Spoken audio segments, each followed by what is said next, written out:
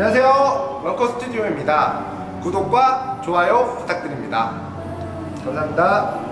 런커하러 가자!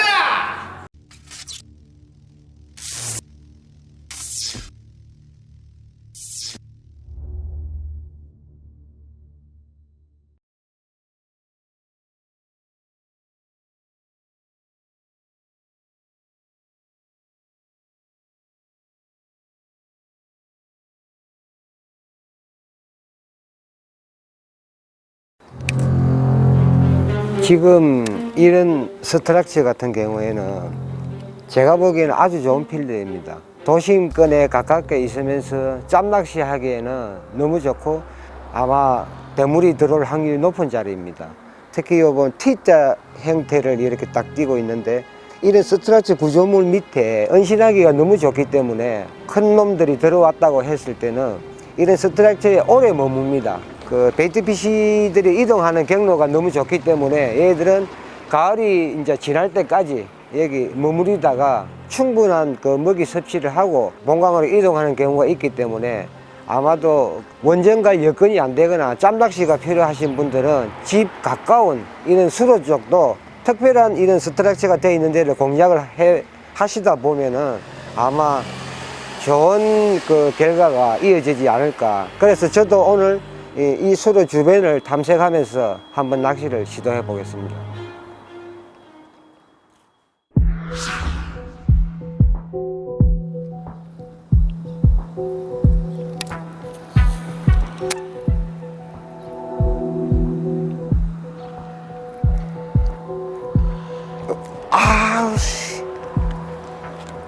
자, 방금 쇼파이트가 나왔습니다. 강진치 아니면 베스인데 이 자리가 방금 저쪽에 했던 수로하고 연결되는 부분이 되기 때문에 요 물이 보면 살짝 움직이다가 요 맴도는 자리가 있습니다. 정지 구간.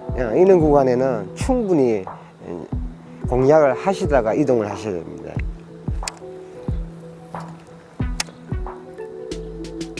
지금 제가 이제 하시는 거 보면 라인이 약간 처지게 놔둡니다. 이렇게 한번 감고 가만 놔둡니다. 이렇게 놔두면 만약에 그 슬랙 라인이 탱탱한 상태로 해서 요 위에 가까운 구간에서 만약에 후킹을 잘못하면 줄이 터집니다.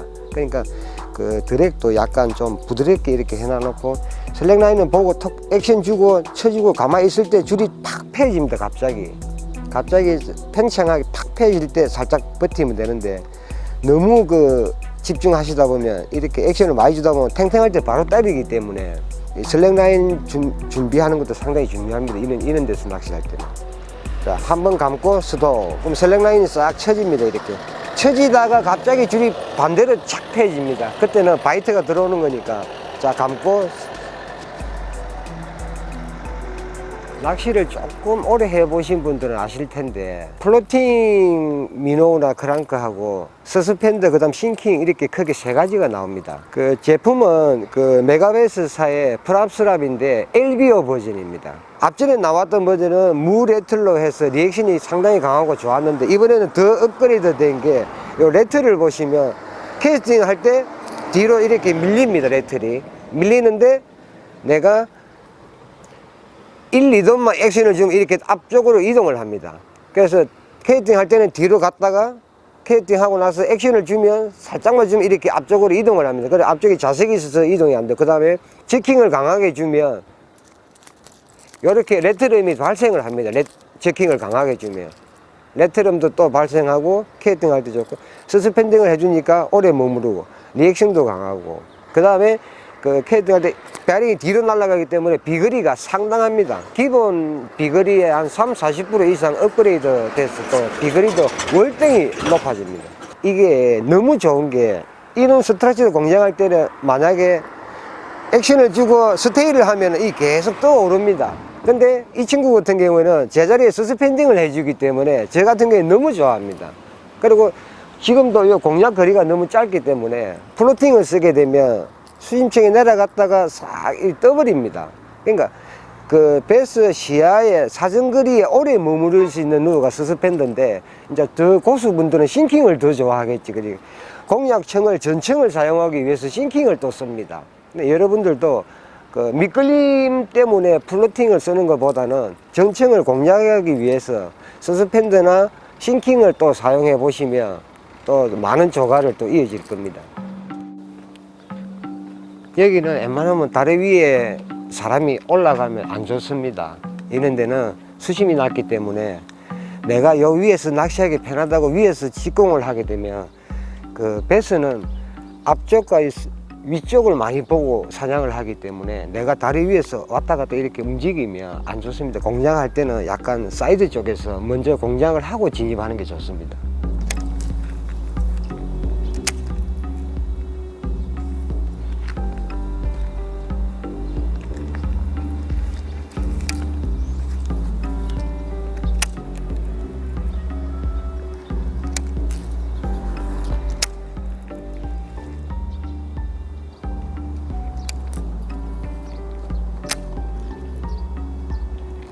오, 야, 우와, 야, 차. 오후. 그래도 한 30급이 나와줍니다.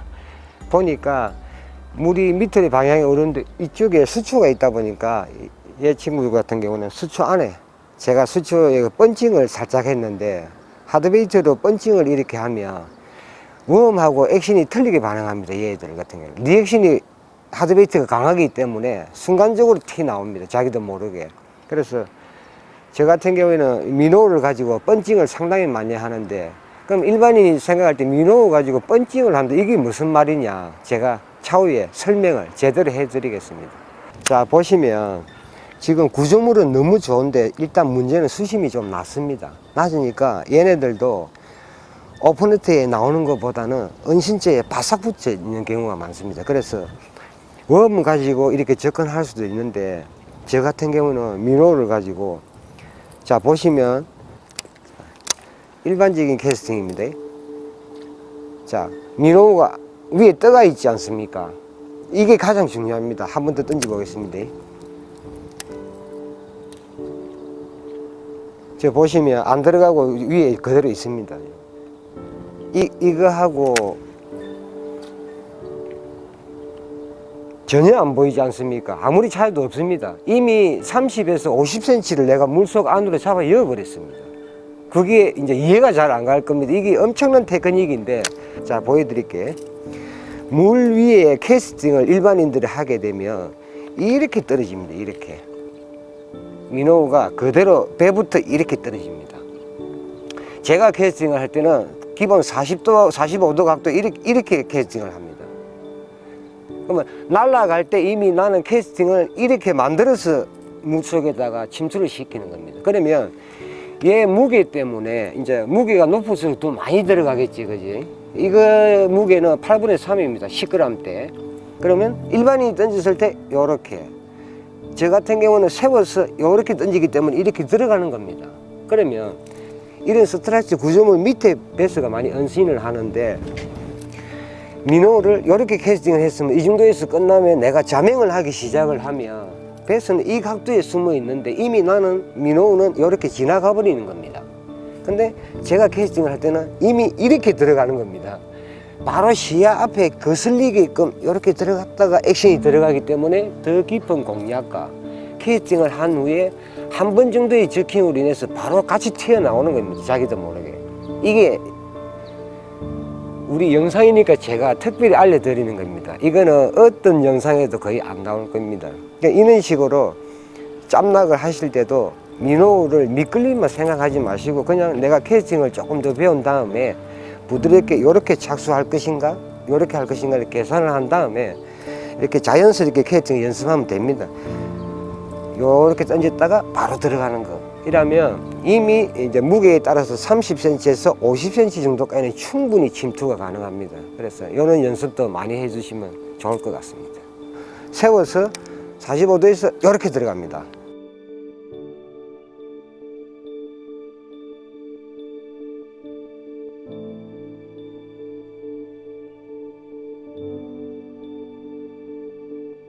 자, 절대 카메라 안 보일 겁니다. 그지?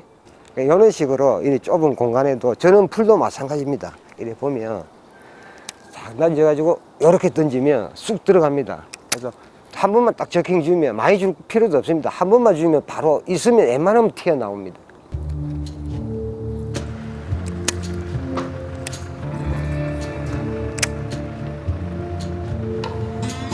지금 요 보시면 자동차가 많이 지나다닐 겁니다. 근데 고기들은 여 위에 탱크가 지나가도 괜찮습니다. 왜? 365일 계속 이 형태로 이루어지기 때문에 적응을 하는 겁니다.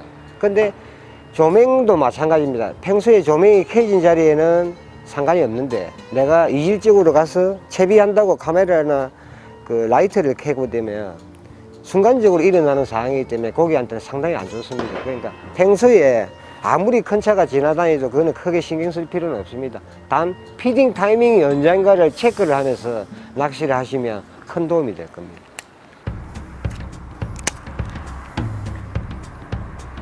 으쌰! 으야짜! 으야! 크다! 야! 아! 야! 야! 우후! 우후! 자!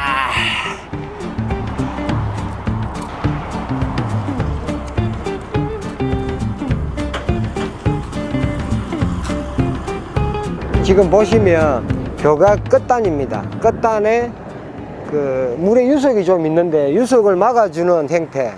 저 수초 뒤쪽에 안전한 곳에 얘가 지금 은신하고 있었는데 지금 보면은 저 같은 경우에도 이런 데를 절대 놓치지 않습니다.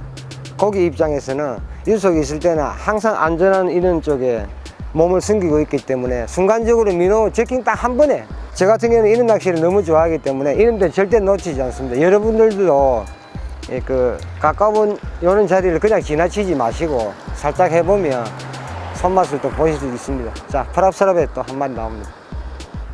네, 오전 이런 시간에 그 다양하게 공략하기 위해서 제가 웜하고 민호하고 두 가지를 일단 가지고 낚시를 임해 봤습니다. 웜은 많은 필드나 많은 스트럭처에 엄청 용인하게 정밀하게 캐스팅을 할 수 있는데 그럼에도 불구하고 오늘 조과를 따지면 민호 리액션에 고기가 반응해 주는 걸 봤습니다. 내 생각하고 고기의 움직임은 항상 틀리기 때문에 항상 다양한 패턴과 다양한 루어를 사용하는 것이 안 좋겠나. 이번 포인트 같은 경우에는 낙동강 봉황 수로가 바로 한번 1, 2km에 연결이 되어 있는 수로이기 때문에 고기들이 바로 들어올 수 있는 구간입니다. 그래서 요런 수로는 낚시하기에는 조금 까다롭습니다. 수초도 너무 많고, 그런데 이제 그냥 요 교각 위에서 그냥 안전한 낚시를 하시도 손맛을 충분히 볼 수 있는 구간이기 때문에 오늘 저도 여기서 한번 해보겠습니다. 오케이. 자. 우후.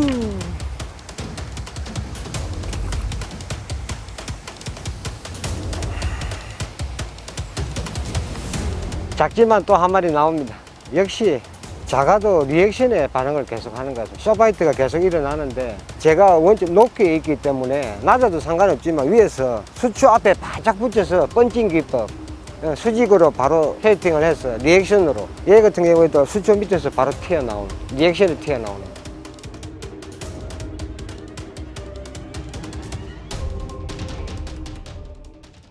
지금 제가 쓰고 있는 로드는 오로치 시리즈 그 메가베스사에서 올해 출시된 로드입니다.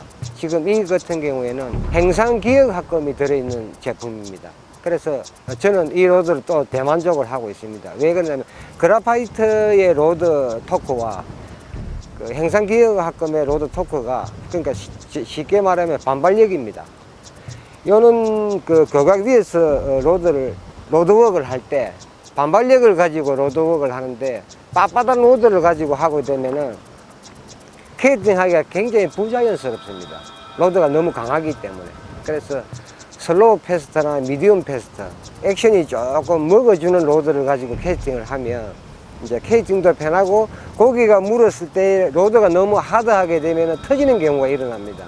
그래서 이 정도 그 높이에서나 이 정도 커브에서는 미디움 라이트나 미디움 정도 좀 높게 쓰시는 분들은 미디움 헤비까지 쓰셔도 되는데 로드를 그 선택을 자기가 맞는 로드를 선택을 잘 하셔가지고 이런 데 공략하시면은 편하게 또 낚시를 하실 수가 있습니다.